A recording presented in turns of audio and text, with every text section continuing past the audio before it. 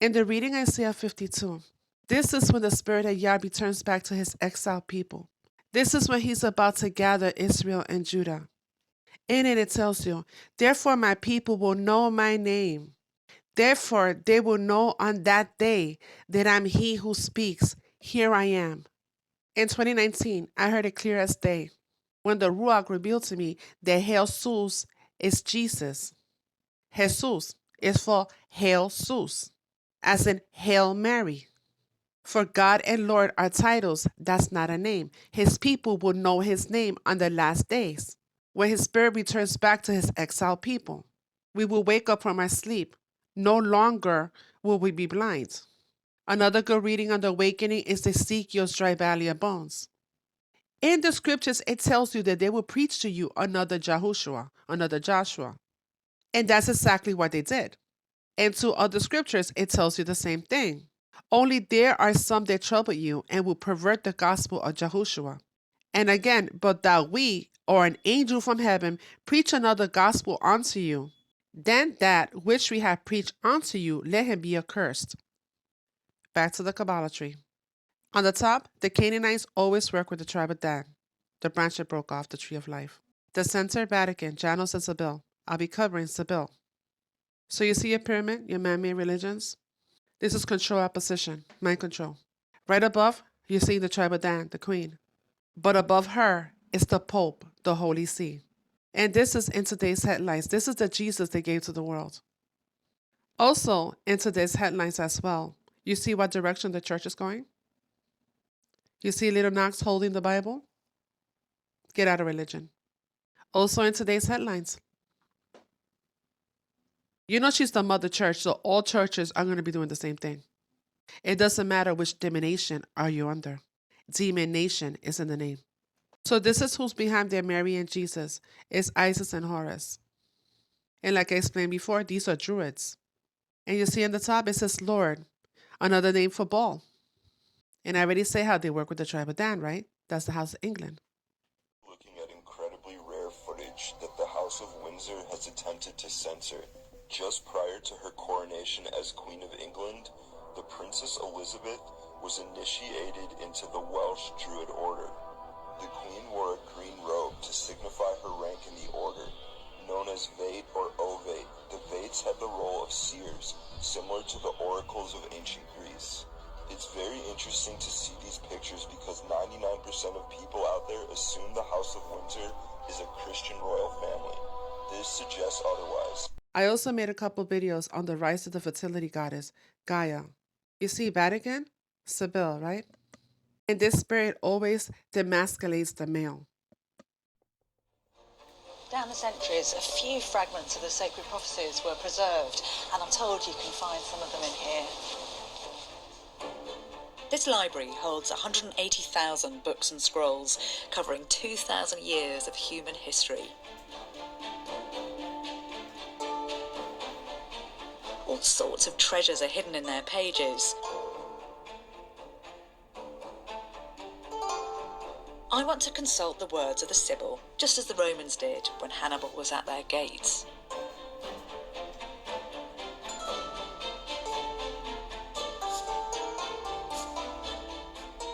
One of the premier officials in the city came desperate to find an answer to Rome's problems in the oracle.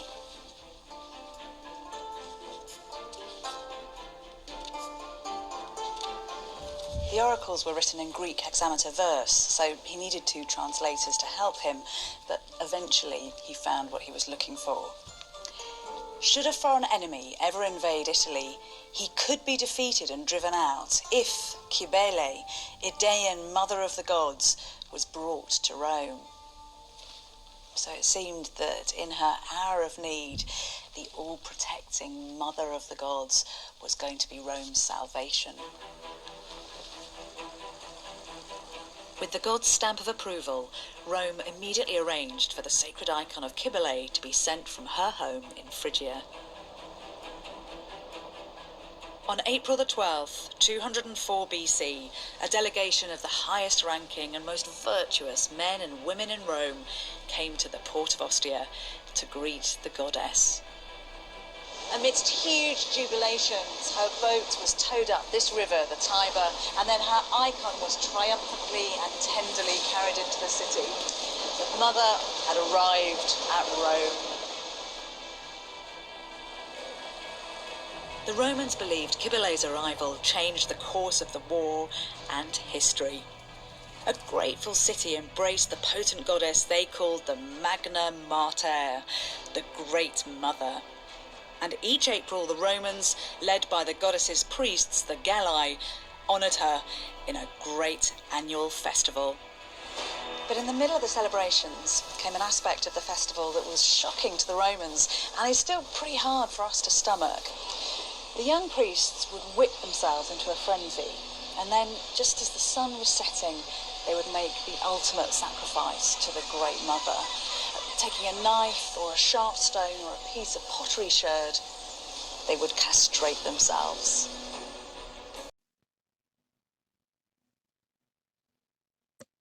And it's very interesting to me how many people like to defend the name Jesus to me by saying how it was translated from the Hebrew to the Greek. But it tells you in the reading, you have sold the people of Judah and Jerusalem to the Greeks. And in the other scriptures, Israel and Judah will be gathered together to fight the children of Greece. And these are Greco-Greek gods. And also in the book of Acts, it tells you, Adonai, are you going to free Israel from Rome now and restore us as an independent nation? So why do we need to be liberated from Rome? And why is Yah coming after them? I covered this before. This area was designated to the descendants of Japhet. Europe and Asia, better known as Grand Tataria.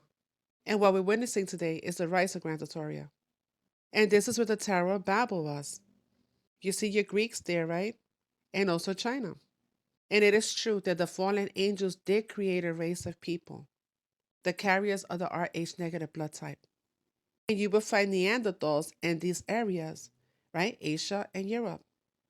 There are a lot of Neanderthal caves in these areas. The highest concentration of Rh negative blood type is France and Spain. These are colonizers, and these are the ones that spread Christendom throughout the world. And please don't get offended because my people, my island was colonized as well. And my family are mixed with Spaniard people. I am very fair and I have hazel eyes. We are new creations in Joshua. So now to the Holy Grail. So according to the Catholic Church, Mary Magdalene and Jesus ran off to France to live in a cave. And then they had a child. That's the holy bloodline, the Holy Grail. And people come from all over the place to visit this site. And there goes the 3 crosses. The Bible does say that they will preach to you another Yahushua, and this is the one that gave the world. This one, Lord, Ball. I came across this video and I thought it was interesting and I'm going to share it. You can follow him on YouTube. Now what I want to focus on today is the word Nephilim here. Because one mistake a lot of people make is thinking that Nephilim just means giants. This abominable genetic deviation. But what if there was another deviation? Well, first of all, let's just go to the book of Enoch and see what it says.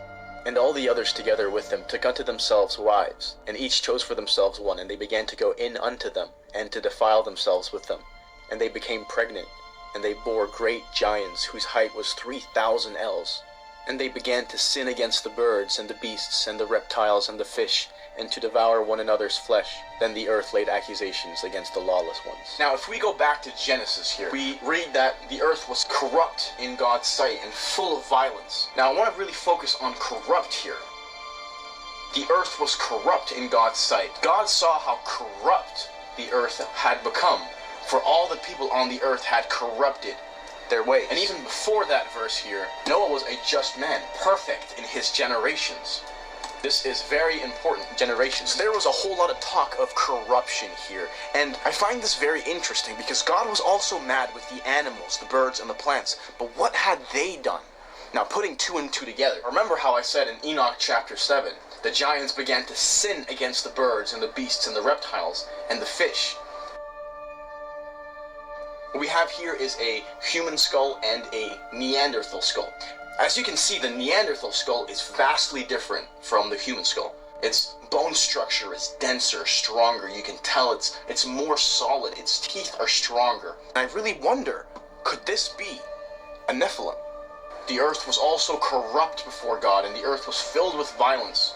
And God looked upon the earth, and indeed it was corrupt, for all flesh had corrupted their way on earth. All flesh. Now, there is this thing called the Dead Sea Scrolls from around the 3rd century BC. Now, in the Dead Sea Scrolls, there is this one most interesting book called the Book of Giants. Now, what they found was little fragments, and what they came out with is this most interesting story. 200 angels who choose animals on which to perform unnatural acts, beasts of the field, from every bird, for miscegenation. Miscegenation. It means crossbreeding. It means taking different species and mixing them together to make something new. It is very curious how in Enoch, the giants began to sin against the birds and the beasts and the reptiles. The Book of Giants seems to call it miscegenation. Now, let's look at some Egyptian gods. The Egyptians had this big obsession with these half-animal, half-humanoids. Now, if we move over to Greek mythology, this is a centaur, another half-human, half-animal creature. This right here is some of the Babylonian gods. Once again, we see a half-humanoid, half-animal type creature here. This is another picture of a Sumerian god. As you can see, there is a pattern here. Half-human, half-animal beings who rule as gods. Now, what's absolutely interesting about this is that everybody originated from the same area. This right here is the Tower of Babel, built by the guys in the time of Nimrod. When they erected this, God came down and saw what they had done, and saw that they were in direct opposition to his command of being fruitful and multiplying. God confuses their language, and now they're split into 5 different nations, each going their separate different ways. Now, the Phoenicians are the Canaanites. In Numbers 13:33, we hear about the sons of Anak, who are literal giants, descendants of giants. Now, the Egyptians also come from the Tower of Babel, and today this is what we are finding in Egypt. Now, let's look at Babylon here. Again, they originated from the Tower of Babel, and before you know it, we have half-human, half-animal gods. Greece, of course, same thing. The mermaid mythology comes from Greece, which originates in the Tower of Babel.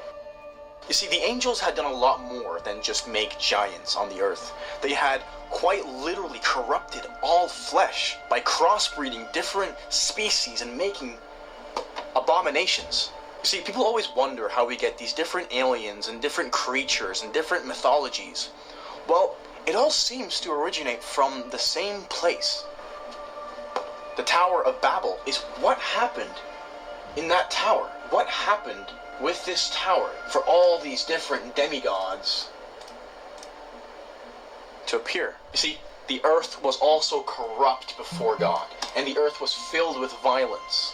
So God looked upon the earth, and indeed it was corrupt, for all flesh had corrupted their way on. It really makes you wonder whether or not the people who built the Tower of Babel started looking in places they maybe shouldn't. In a couple journals before, that's the God that they serve. And he is known as the God of transition, transitioning you to something other than what the Creator made you to be. That's the end time spirit. You ever notice every sci-fi movie or every hero movie that we grew up watching? It's always pushing humans mixing with these things. It's called preconditioning us. So when it happens, it won't be so shocking. And people will be more willing to accept it.